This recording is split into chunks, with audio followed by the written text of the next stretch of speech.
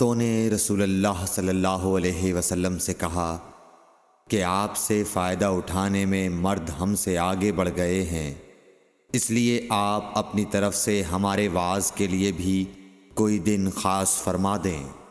تو آپ صلی اللہ علیہ وسلم نے ان سے ایک دن کا وعدہ فرما لیا۔ اس دن عورتوں سے آپ نے ملاقات کی اور انہیں وعظ فرمایا اور مناسب احکام سنائے۔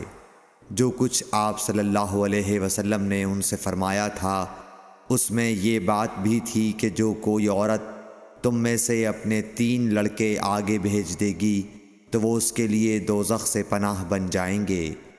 اس پر ایک عورت نے کہا اگر 2 بچے بھیج دے؟ آپ نے فرمایا ہاں، اور 2 کا بھی یہ حکم ہے۔ صحیح بخاری حدیث نمبر 101۔ حضور اکرم صلی اللہ علیہ وآلہ وسلم نے فرمایا کہ ایسے 3 بچے جو ابھی بلوغت کو نہ پہنچے ہوں۔ صحیح بخاری حدیث نمبر 102۔ نبی کریم صلی اللہ علیہ وسلم نے فرمایا کہ جس سے حساب لیا گیا اسے عذاب کیا جائے گا۔ حضرت عائشہ رضی اللہ تعالی عنہا فرماتی ہیں کہ یہ سن کر میں نے کہا کہ کیا اللہ نے یہ نہیں فرمایا کہ عنقریب اس سے آسان حساب لیا جائے گا؟ رسول اللہ صلی اللہ علیہ وسلم نے فرمایا کہ یہ صرف اللہ کے دربار میں پیشی کا ذکر ہے، لیکن جس کے حساب میں جانچ پڑتال کی گئی سمجھو وہ غارت ہو گیا۔ صحیح بخاری حدیث نمبر 103۔ رسول اللہ صلی اللہ علیہ وسلم نے اللہ کی حمد و ثنا بیان کی، پھر فرمایا کہ مکے کو اللہ نے حرام کیا ہے، آدمیوں نے حرام نہیں کیا۔ تو سن لو کہ کسی شخص کے لیے جو اللہ پر اور یوم آخرت پر ایمان رکھتا ہو جائز نہیں ہے کہ مکے میں خون ریزی کرے یا اس کا کوئی پیڑ کاٹے۔ پھر اگر کوئی اللہ کے رسول کے لڑنے کی وجہ سے اس کا جواز نکالے تو اس سے کہہ دو اللہ نے اپنے رسول کے لیے اجازت دی تھی، تمہارے لیے نہیں دی، اور مجھے بھی دن کے کچھ لمحوں کے لیے اجازت ملی تھی، آج اس کی حرمت لوٹ آئی جیسی کل تھی، اور حاضر غائب کو یہ بات پہنچا دے۔ صحیح بخاری حدیث نمبر 104۔ ایک مرتبہ ابو بکر رضی اللہ عنہ نے رسول اللہ صلی اللہ علیہ وسلم کا ذکر کیا کہ آپ صلی اللہ علیہ وسلم نے فرمایا تمہارے خون اور تمہارے مال۔ محمد کہتے ہیں کہ میرے خیال میں آپ نے اعراضکم کا لفظ بھی فرمایا، یعنی اور تمہاری آبروئیں تم پر حرام ہیں، جس طرح تمہارے آج کے دن کی حرمت تمہارے اس مہینے میں۔ سن لو یہ خبر حاضر غائب کو پہنچا دے۔ اور محمد راوی حدیث کہتے تھے کہ رسول اللہ صلی اللہ علیہ وسلم نے سچ فرمایا۔ پھر دوبارہ فرمایا کہ کیا میں نے اللہ کا یہ حکم تمہیں نہیں پہنچا دیا؟ صحیح بخاری حدیث نمبر 105۔ رسول اللہ صلی اللہ علیہ وسلم نے فرمایا کہ مجھ پر جھوٹ مت بولو، کیونکہ جو مجھ پر جھوٹ باندھے وہ دوزخ میں داخل ہو۔ صحیح بخاری حدیث نمبر 106۔ رسول اللہ صلی اللہ علیہ وسلم نے فرمایا کہ جو شخص مجھ پر جھوٹ باندھے گا وہ اپنا ٹھکانہ جہنم بنا لے۔ صحیح بخاری حدیث نمبر 107۔ نبی اکرم صلی اللہ علیہ وسلم نے فرمایا کہ جو شخص مجھ پر جان بوجھ کر جھوٹ باندھے تو وہ اپنا ٹھکانہ جہنم میں بنا لے۔ صحیح بخاری حدیث نمبر 108۔ رسول اللہ صلی اللہ علیہ وسلم نے فرمایا کہ جو شخص میرے نام سے وہ بات بیان کرے جو میں نے نہیں کہی تو وہ اپنا ٹھکانہ جہنم میں بنا لے۔ صحیح بخاری حدیث نمبر 109۔ رسول اللہ صلی اللہ علیہ وسلم کا فرمان ہے کہ اپنی اولاد کا میرے نام کے اوپر نام رکھو مگر میری کنیت اختیار نہ کرو، اور جس شخص نے مجھے خواب میں دیکھا تو بلا شبہ اس نے مجھے دیکھا، کیونکہ شیطان میری صورت میں نہیں آ سکتا، اور جو شخص مجھ پر جان بوجھ کر جھوٹ بولے وہ دوزخ میں اپنا ٹھکانہ تلاش کرے۔ صحیح بخاری حدیث نمبر 110۔ جحیفہ کہتے ہیں کہ میں نے حضرت علی رضی اللہ عنہ سے پوچھا کہ کیا تمہارے پاس کوئی اور بھی کتاب ہے؟ انہوں نے فرمایا کہ نہیں، مگر اللہ کی کتاب قرآن ہے، یا پھر فہم ہے جو وہ ایک مسلمان کو عطا کرتا ہے، یا پھر جو کچھ صحیفے میں ہے۔ میں نے پوچھا اس صحیفے میں کیا ہے؟ انہوں نے فرمایا دیت اور قیدیوں کی رہائی کا بیان ہے، اور یہ حکم کہ مسلمان کافر کے بدلے قتل نہ کیا جائے۔ صحیح بخاری حدیث نمبر 111۔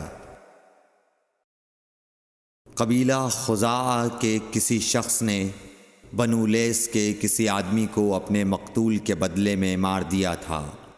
یہ فتح مکہ والے سال کی بات ہے۔ رسول اللہ صلی اللہ علیہ وسلم کو یہ خبر دی گئی۔ آپ نے اپنی اونٹنی پر سوار ہو کر خطبہ پڑھا اور فرمایا کہ اللہ نے مکے سے قتل یا ہاتھی کو روک لیا۔ امام بخاری رحمۃ اللہ علیہ فرماتے ہیں اس لفظ کو شک کے ساتھ سمجھو۔ ایسا ہی ابو نعیم وغیرہ نے القتل اور الفیل کہا ہے۔ ان کے علاوہ دوسرے لوگ الفیل کہتے ہیں۔ پھر رسول اللہ صلی اللہ علیہ وسلم نے فرمایا کہ اللہ نے ان پر اپنے رسول اور مسلمانوں کو غالب کر دیا، اور سمجھ لو کہ وہ مکہ کسی کے لیے حلال نہیں ہوا، نہ مجھ سے پہلے اور نہ آئندہ کبھی ہوگا، اور میرے لیے بھی صرف دن کے تھوڑے سے حصے کے لیے حلال کر دیا گیا تھا۔